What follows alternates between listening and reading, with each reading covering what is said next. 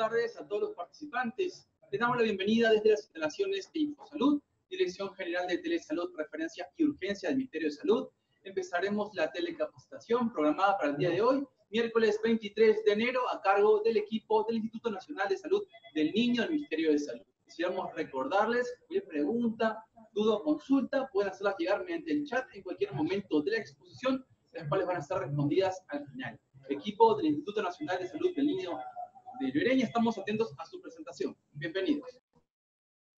Buenas tardes con todos los compañeros. Continuamos con el tema de la telecapacitación para mejorar nuestra calidad de trabajo. Esta vez le toca exponer al doctor David Quinto Guerrero, médico asistente del Servicio de Cirugía. El tema de ponencia va a ser hernia inguinal y hernia umbilical. ¿Cuándo es una emergencia? Un tema muy importante. Entonces le damos pase al doctor David Quinto. Comienza.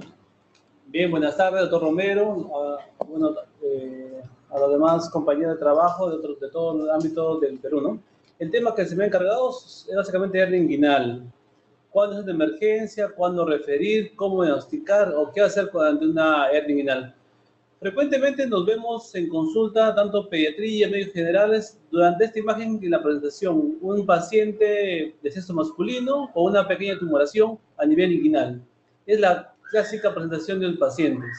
Entonces, todo paciente neonato o recién nacido, y si es prematuro con mayor énfasis, debemos revisar todo el examen físico general, incluido la parte genital, ¿no? Y ahí vemos la presencia de una estructura abultada en la región inguinal, que es compatible con una hernia inguinal. Entonces, veamos por qué es una hernia inguinal. Podemos definirla, hay muchas definiciones, pero la definición clásica de una hernia inguinal es aquella estructura, la protrusión de un contenido abdominal a través del orificio por un conducto llamado conducto inguinal, como vemos en el gráfico de la izquierda. Puede haber también hernias a nivel de la línea de Spiegel, hernia umbilical, hernias epigástricas, incluso hernias incisionales, ¿no? Es una operación, una apendicitis operado y una hernia. Básicamente nosotros en esta tarde nos vamos a enfocar a lo que son la parte de la región inguinal, hernias a nivel de la región inguinal. Entonces, como vemos, es la protrusión tanto de asa intestinal o epiplon, estructura que recubre la asa intestinal, a través de una estructura, ¿no? En esta ocasión, a través del conducto inguinal. Pero vamos a ver. Los tipos de hernias en pacientes pediátricos generalmente son a nivel tipo indirectas. Las crurales son muy raras en niños y también las hernias directas. El 90% de los pacientes pediátricos tienen hernias a nivel de región inguinal y de presentación indirecta. ¿Y por qué se produce esta hernia inguinal directa? Básicamente, si recordamos todo un poco de embriología, es básicamente por la persistencia de un conducto, ¿no? El conducto peritoneo vaginal, que va a originar el desplazamiento de las estructuras de la cavidad abdominal hacia la región genital, ¿no? Hasta los escrotos. Entonces, justamente esta protrusión de ascental va a originar lo que son las hernias, ¿no? Entonces, ¿cuáles son las presentaciones y los diagnósticos diferenciales de las hernias inguinales? O sea, quiere decir que si yo veo un paciente pediátrico con una tumoración inguinal, tengo que descartar estas 5 entidades. Si yo veo el gráfico de la A, veo el conducto peritoneo vaginal totalmente fluido, que es un paciente normal. El peritoneo vaginal se va a cerrar durante el nacimiento y puede estar perenne durante los primeros años de vida. Generalmente en un 90% esto se va a fluir y no dejar el pase de estructuras, como gráfico B, una hernia inguinal, o si las asas intestinales llegan hacia la parte de las gónadas, toma el nombre de una hernia inguino-escrotal. Otra presentación de un diagnóstico diferencial de una hernia inguinal es el quiste de cordón espermático, como vemos en el gráfico. Y finalmente el otro diagnóstico diferencial, pero que compromete generalmente las gónadas, son el hidrocele, ¿no? Entonces, esas son las entidades que pueden tener una tumoración a nivel inguinal. Como le dije bien claro al inicio de la exposición, el 90% corresponde a una hernia inguinal. Básicamente esto justamente por la presencia de un conducto que tiene una función de transportar la gónada desde el polo inferior del riñón hacia el anillo inguinal profundo y del profundo hacia la superficial y de la superficial a las gónadas, ¿no? Entonces todo ese trayecto está dado por el gubernáculo. Entonces, este trayecto, al no cerrarse, ocurren el tipo de las hernias, ¿no? Hidroceles y demás tipo de patologías. Ahora bien, debemos tener en cuenta bien, y como médicos, tener en cuenta, o enfermeras, cuál es el conducto inguinal, ¿no? El conducto inguinal es una estructura tubular que tiene un orificio de entrada llamado anillo profundo y un orificio de salida, el anillo superficial.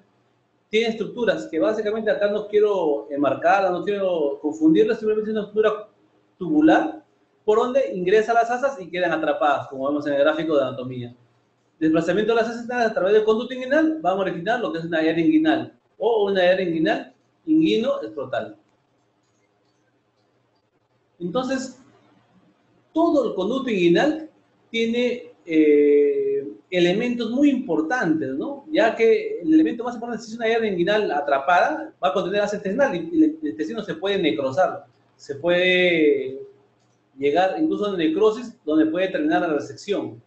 Entonces, varias estructuras, entre ellas arterias, nervios, fascias, estructuras que son muy importantes en el varón y tanto en la mujer. Ahora, básicamente nosotros podemos dividir las hernias según la ubicación. Generalmente, como les dije bien claro, las hernias más frecuentes en niños, en un 90% son las hernias indirectas. Básicamente indirectas, ¿por qué se llaman indirectas? Porque necesitan de un conducto, el conducto inguinal, para poder protruirse, para poder salir de la cavidad abdominal. Mientras hernias indirectas, que están en la parte más medial, no necesitan de estructura, simplemente es por debilidad de pared. Ojo, el niño es diferente al adulto. Las hernias de los adultos son básicamente por debilidad, por cargar peso, porque los músculos no son tan resistentes, hacen un esfuerzo de peso y ocurren las hernias generalmente directas. Mientras que en los niños es diferente, es por la persistencia de un conducto que no ha cerrado. Realmente en prematuros, en pacientes desnutridos, en pacientes que tienen bastante comorbilidades, pueden desarrollar una persistencia de conducto, entonces se desplaza todo lo que es el contenido intestinal a través del conducto inguinal. ¿Quedó claro? Yo creo que esta explicación, este gráfico demuestra muy claramente un tipo de hernia inguinal del adulto y un tipo de hernia inguinal del niño. Y finalmente las hernias también que pueden presentar a nivel de los vasos femorales, una hernia crural, que también es bien rara en niños. Entonces, como le dije, ¿no? ¿Cómo saber cuando ven un paciente a una estación de salud 1-1, 1-2, o una posta médica de salud con médicos y médicos? La idea es revisar al paciente de forma íntegra. Si el paciente tiene dolor abdominal y ese dolor abdominal se asocia a una protrusión, a una salida de una tumoración a nivel inguinal, y a este paciente se adiciona vómitos, puedo estar frente a una hernia inguinal estrangulada o encarcerada, como vemos en el gráfico. Entonces, las horas de referencia en un paciente con una tumoración, con dolor y vómitos, es muy importante, ¿no? Tiene que hacerse la referencia precoz hacia un hospital de mayor complejidad, un hospital donde contamos con un cirujano general o de preferencia un cirujano pediatra, ¿no? Pero tiene que salvar la parte comprometida en esta parte intestinal, ¿no? A veces se meten las trompitas, incluso se mete el apéndice, se mete en el epiplon, se meten varias estructuras a nivel del conducto, ¿no? De este anillo, a nivel del inguinal. Entonces, esa es la importancia de hacer una referencia oportuna en caso de una hernia inguinal estrangulada, ¿no? Hacia un hospital de mayor complejidad. Entonces, para que tengan una idea más clara, las hernias pueden ser reductibles. O sea, quiere decir que yo tengo un paciente de un anexo muy lejano y veo esa tumoración, mi condición como médico o como enfermera, primero es tranquilizar al paciente y tratar de este bulto meter hacia a la parte abdominal. Ahorita vamos a explicar cómo se mete este bulto hacia la parte abdominal. Entonces, esa es la solución. Entonces, si se mete, tiene un nombre muy básico la hernia. Es una hernia reductible, coercible, o sea, que se ha desplazado hacia la parte interna y ya no ha vuelto a salir. Pero si es una hernia, un defecto muy grande, yo lo meto y el niño llora y sale, es una hernia incoercible. O sea, que entra y sale. Pero una hernia irreductible, pues de dos tipos, la encarcelada o la estrangulada. La encarcelada cuando hay compromiso, cuando no hay compromiso vascular, y la estrangulada, como vimos en el gráfico anterior, cuando hay un compromiso vascular, una isquemia intestinal. Entonces, dentro de la epidemiología, ya hemos hablado muy claro, los varones son los pacientes mucho más perjudicados que las mujeres, más o menos en una tasa de 4 de 10 sobre 1. La localización es mucho más frecuente en el lado derecho. ¿Por qué el lado derecho? Frecuentemente, en un paciente, la mayoría, hay estudios donde lo que primero se va a cerrar es el anillo inguinal derecho. Si yo tengo el derecho, por lo general, puedo pensar que tengo el lado izquierdo. Pero si tengo el izquierdo, la hernia inguinal izquierdo, y sé que ha cerrado el derecho antes, o sea, no necesariamente tengo que tener o presunción diagnóstica al lado derecho. Entonces, solamente es el lado izquierdo la hernia. Pero si tiene derecho, generalmente son bilaterales. Hay que tener mucho cuidado, un examen cuidadoso. Pero no necesariamente, ¿eh? Es algo controversial ese tipo de situación. Otro, las hernias se dividen, como dijimos, en trianguladas y encarceladas, eso de acuerdo a la clasificación de gravedad del paciente. Entonces, ¿pero qué condiciona a un paciente que nazca normalmente con este tipo de problemas? A ver, un paciente que tenga problemas a nivel genital, un paciente que tenga incremento de la presión intraabdominal, y como aumenta la presión intraabdominal, busca una salida, y esta salida generalmente son los conductos inguinales. Entonces, ¿dónde incrementa la presión intraabdominal? Un paciente que tenga ascitis, pacientes que tengan una diálisis peritoneal, pacientes estreñidos crónicos, tosedores crónicos, en niños también puede ocurrir eso, ¿no? Incremento de la presión abdominal, como dijimos, enfermedad respiratoria como fibrosis quística y enfermedad de tejido conectivo, ¿no? Como síndrome de Marfan, Ehlers-Danlos, otro tipo de patologías mucopolisacaradosis, también puede originar tipo de hernias. Ahora, en la clínica, como les había anticipado básicamente, si es una hernia encarcerada, la protusión asociada a vómitos, a una movilización limitada del paciente porque lo va a priorizar el dolor. Si hay estrangulada, generalmente el paciente tiene ya un trastorno hemodinámico, ¿no? El paciente ya puede tener confusión, mareo, shock, un paciente que tenga un paciente en mal estado, ¿no? Con una protusión a nivel región inguinal. Entonces, ¿cuál es el tratamiento de este paciente? ¿Qué debemos hacer nosotros como médicos, como enfermeras? Primero, diagnosticar a este paciente. ¿Está seguro del diagnóstico? ¿Seguro? Segundo, ver si yo puedo manejarlo o hacer la referencia a un hospital de mayor complejidad. Tercero, ver qué tipo de hernia es. Si es una hernia encarcerada, yo pienso que mínimo tiene que tener un reposo gástrico, no darle de comer, una vía endovenosa. Entonces, si el paciente llega a ¿cómo se llama?, a reducirse esta hernia, esta protusión, pues lo podemos manejar en observación, y si deciden hacer la referencia, pues mejor. Si es una hernia estrangulada, hay que tener una sonda nasogástrica a la mano para poder descomprimir la cavidad abdominal, y así eliminar los vómitos, ¿no? Porque el paciente incluso puede aspirar, ¿no?, por los vómitos. Ten mucho cuidado con esos pacientes. Ahora, entonces, ¿cómo la reducción? Les había comentado.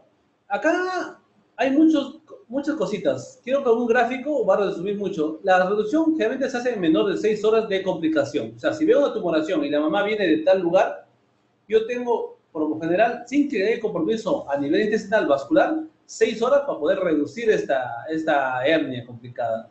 Entonces, agarrar la hernia y introducirla. ¿De qué forma? Miren el gráfico. Creo que un gráfico habla más que 1000 palabras. No sé si el gráfico está compartido todo. Entonces, la mano izquierda, la mano menos diestra, se va hacia la región de la anillo inguinal. A ver, esta es la mano menos diestra, la mano izquierda por lo general. Coge la anillo inguinal justamente en la zona de inserción. ¿Dónde está la anillo inguinal? Realmente hay un huesito acá, la sífilis pubis, a 2 centímetros lateral a la sífilis pubis. Ahí se va a palpar un dedito. Entonces, la mano menos diestra a ese nivel, y la mano diestra recién empuja la hernia hacia el anillo inguinal para introducirla a la cavidad abdominal. Entonces, este ejercicio se tiene que hacer. Es muy difícil si el paciente está llorando, si el paciente es irritable. Lo que yo he hecho en emergencia y me ha ido muy bien con los pacientes que vienen en provincia, pacientes que vienen de Lima mismo, vienen con este tipo de hernias, lo que yo le digo a la mamá es, señora, si es tan pequeño, señora, dale pecho. Dale pecho. Entonces, con ese pecho el bebé se relaja, el abdomen ya no, más se concentra en lactar y disminuye la presión intraabdominal, como que engaño al niño. ¿Me dejo entender? Entonces, el niño se concentra en la lactancia y la presión abdominal disminuye bastante. Y en ese momento donde el bebé está lactando, agarro y lo introduzco. Y rapidito se mete la tripita, ¿no? Entonces, esos son artificios, son tal vez que no están en literatura, pero que manejamos muchos médicos acá en nuestra institución, que han sido extraordinariamente bien, ¿no? Ahora, si tengo anestesiólogos, si tengo pacientes que lo puedo sedar, yo creo que lo pueden sedar al niño tranquilamente y reducir las infecciones adentro. Pero de esta forma más fácil, ¿no? Yo creo que no, y se evita la operación. En ese momento, indicar a la mamá que vaya al hospital cuanto antes para que hagan una cirugía electiva, una cirugía correctiva. Ojo, hernia inguinal diagnosticada, hernia inguinal operada. Eso lo tenemos claro todos, pero no. O sea, yo, paciente menor, no, es muy chiquito, 3 meses, ¿va a esperar todavía la cirugía? No. Ese paciente se puede estrangular. Y generalmente los pacientes que se estrangulan son los menores de 5 años. O sea, de ahí la preocupación, de ahí la tomar en cuenta la necesidad de estos pacientes, ¿no? Entonces, dijimos que las hernias pueden ser no complicadas o complicadas. Si no es complicada, el abordaje, hacemos una incisión, sacamos el saco, cosas que son casos ya un poco de manejo más especializado, ¿no? Y la hernia inguinal complicada, hacemos una nociones de reducción, hacemos resección del saco y el tratamiento de la lesión. Hay técnicas de cirugía en niños que es diferente a la cirugía del adulto. Entonces, ya dijimos bien claro por qué, ¿no? La cirugía del niño básicamente es por persistencia de un conducto que no ha cerrado durante su etapa de niñez, mientras que la de adulto generalmente por debilidad de una pared. Entonces, totalmente diferente. Entonces, las técnicas quirúrgicas son diferentes a las técnicas quirúrgicas del adulto. Entonces, ahora, simplemente no voy a tocar el tema de cada tipo de técnica, qué técnica, sino simplemente que las cirugías pueden ser cirugías abiertas con una incisión de 2 centímetros a nivel inguinal, o también podemos hacer la cirugía laparoscópica, ¿no? Entonces, también hay la posibilidad de hacer una cirugía laparoscópica a nivel de niños pediátricos. Entonces, generalmente son ese tipo de patologías. Ahora, el hospital del niño viene esta problemática de pacientes que vienen en ese estados muy mal avanzados.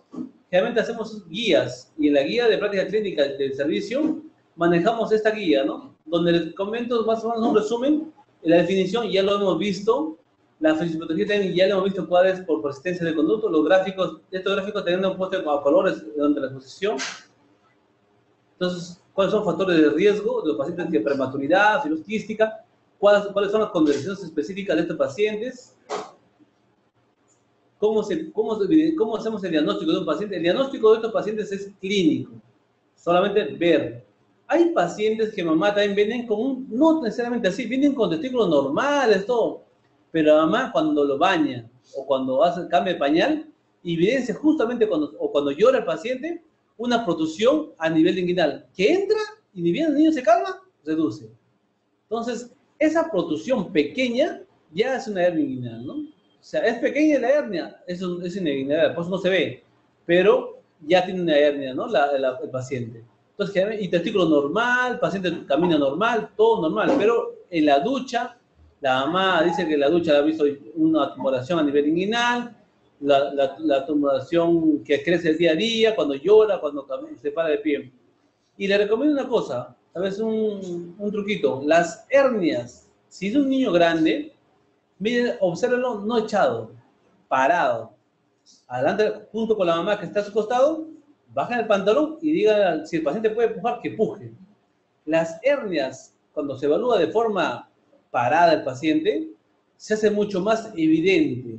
Pueden ser hernias ocultas que cuando llora, cuando puja el paciente, cuando está parado, se evidencia mucho mejor. Que cuando tú lo echas, la acuestes y para revisarla, la hernia se puede introducir, se puede ni ver la hernia. Tal vez sí, palpar, ¿no? Pero tal vez si no tienes experiencia de palpar la hernia, el signo de guante, no vas a poder diagnosticar. Mejor, si tienes una precisión diagnóstica de hernia, o sea, la mamá dijo, ha salido el bultito, doctor, ha salido el bulto, ya no he vuelto a ver el bulto. Ya, señora, claro que sí, lo vamos a revisar. De preferencia, el paciente debe estar parado. Cuando el paciente está parado, se puede evidenciar mucho mejor la hernia. Los exámenes auxiliares básicamente depende mucho del paciente si está comprometido o no comprometido. Si ve un paciente con una tumoración grande a nivel inguinal y paciente con trastorno sensorio y todo, pero tenemos una hernia estrangulada.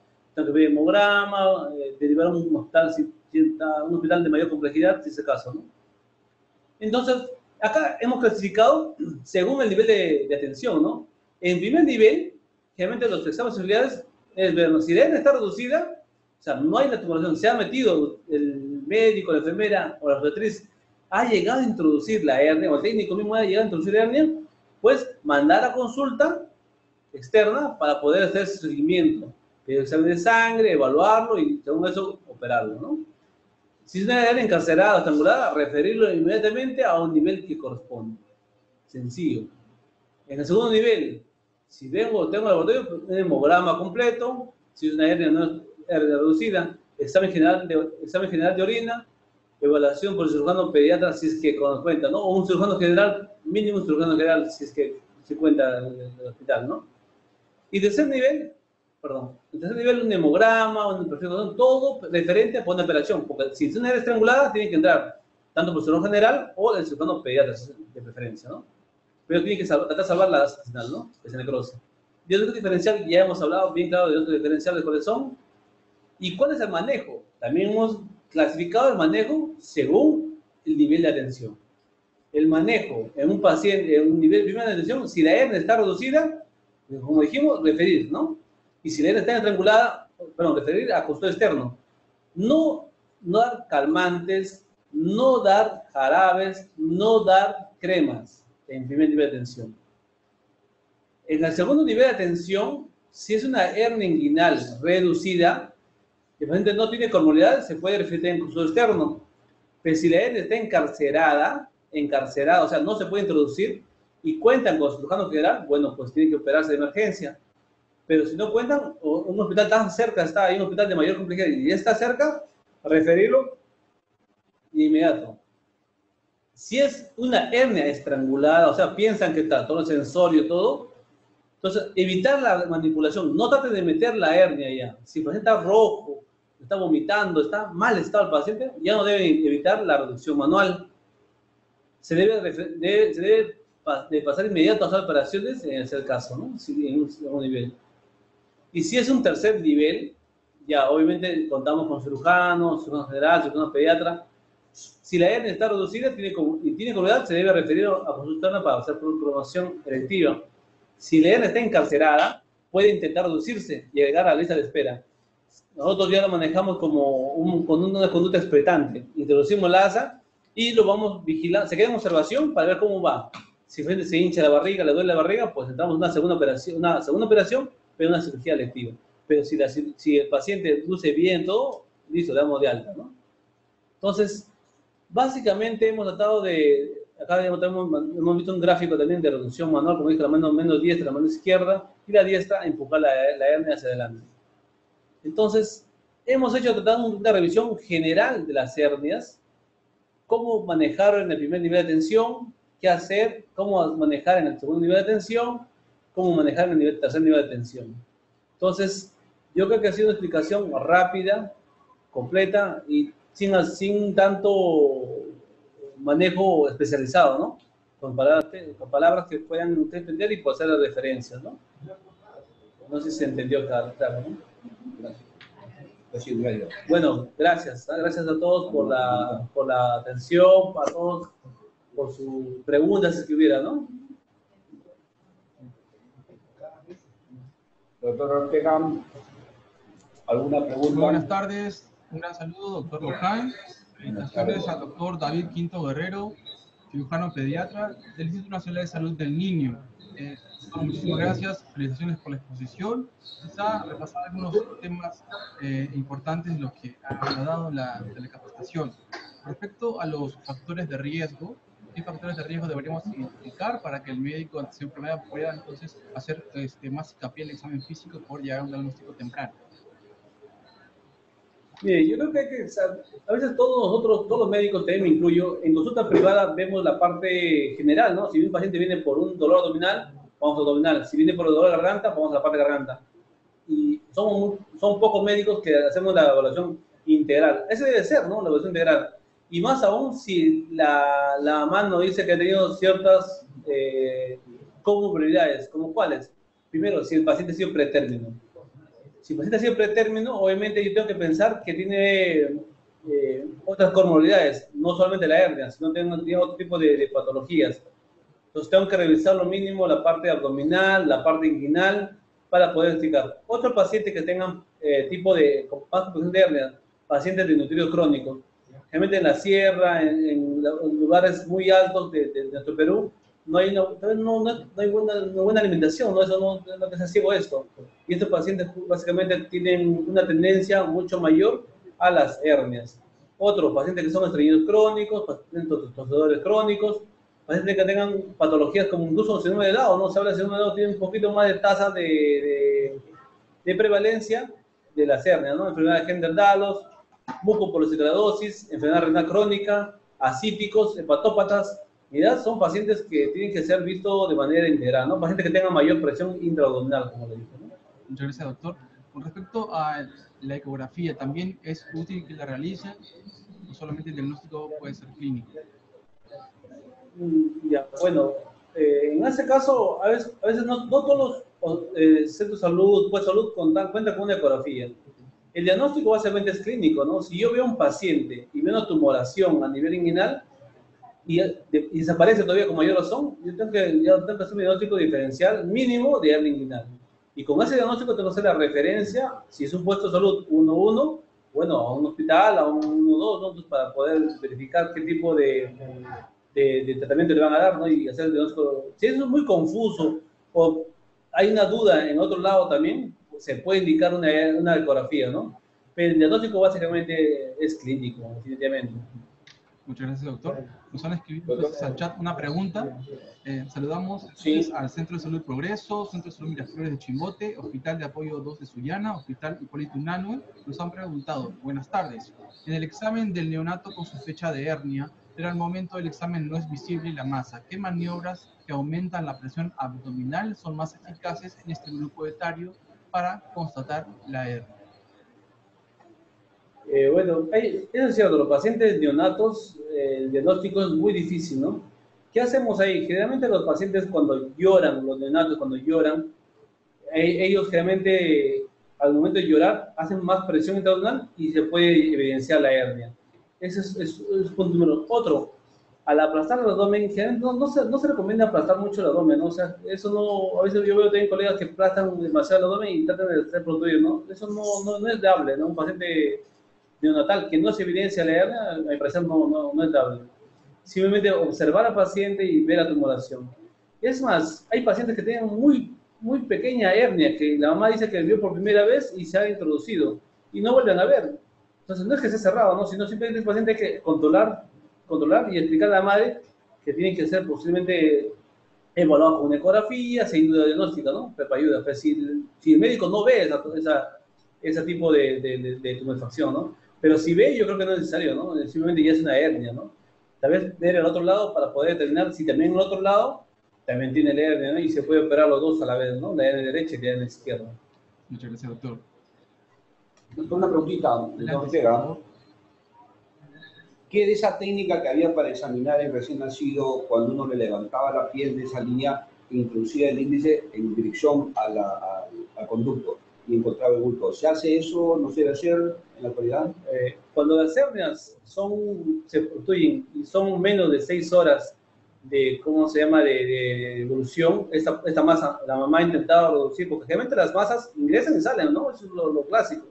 Pero si ya la mamá ve esta masa, se asusta y trata de meterlo, ¿sí? o va a otra posta médica, un centro médico y trata de meterlo, y no se puede, ya pasan más 6 horas, yo creo que es mejor evaluarlo en un hospital, en una radiografía, ver si hay niveles, no hay niveles, cómo está el estado clínico del paciente, si se puede llegar a introducción o no. Pero si es menor de 6 horas, yo creo que, y alguien lo puede hacer, yo creo que podemos salvar fácilmente esa asa intestinal, ¿no?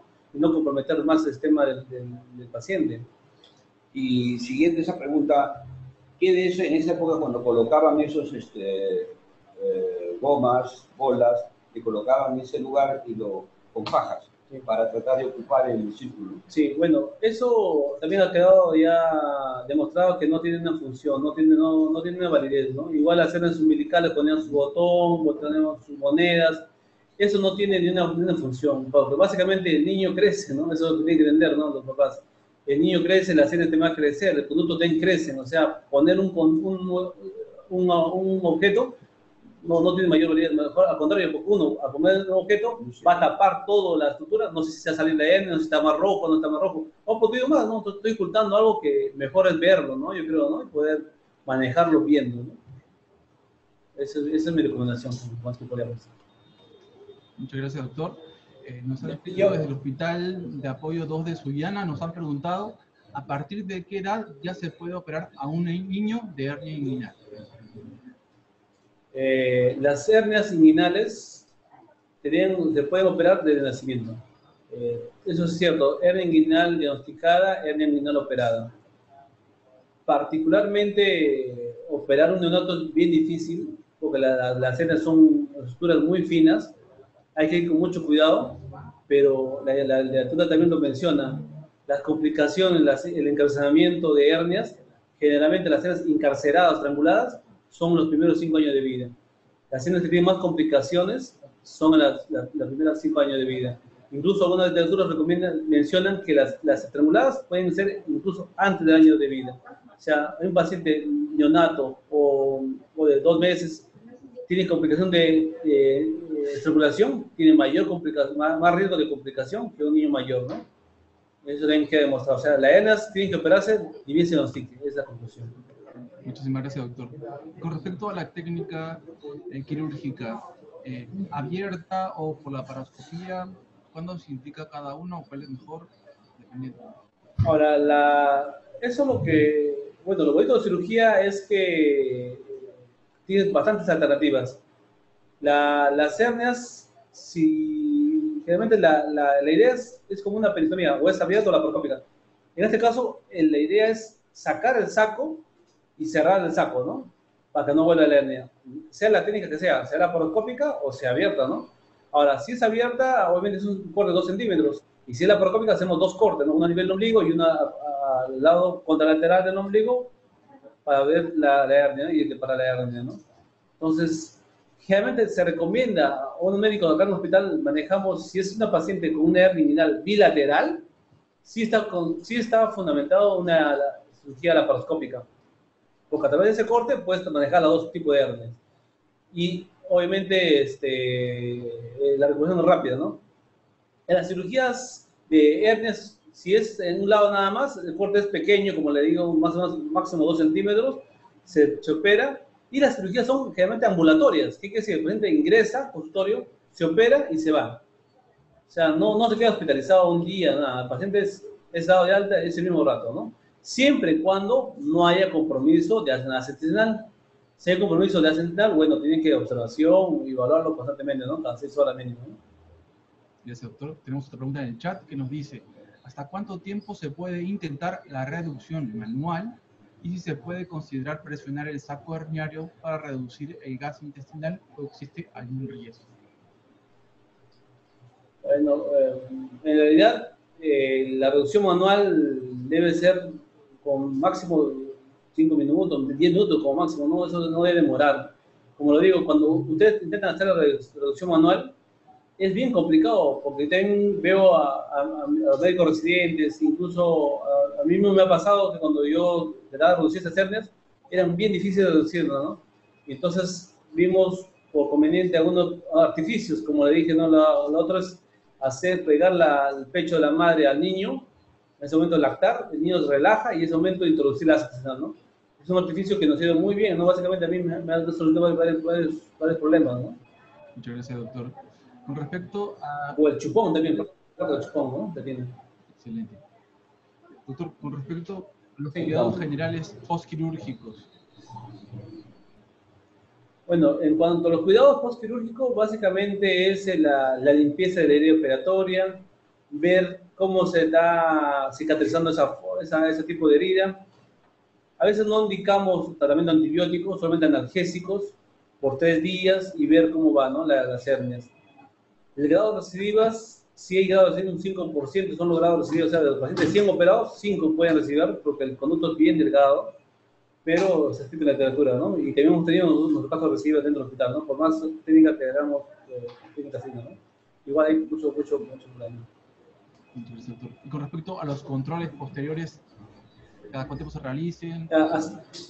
Claro, bueno, a ver, como dije, la limpieza, en cuanto a la dieta completa, no hay restricción de dietas, el baño diario, puede ser niño jugar, no hay problema, porque todo se hace estructura dentro del niño, no queda nada hacia afuera, incluso los puntos que se tienen que sacar, no hacemos puntos hacia afuera, todo puntos hacia adentro, para poder evitar al niño otra vez entrar a cortarlo, ¿no? A cortar los puntos, ya no hacemos eso.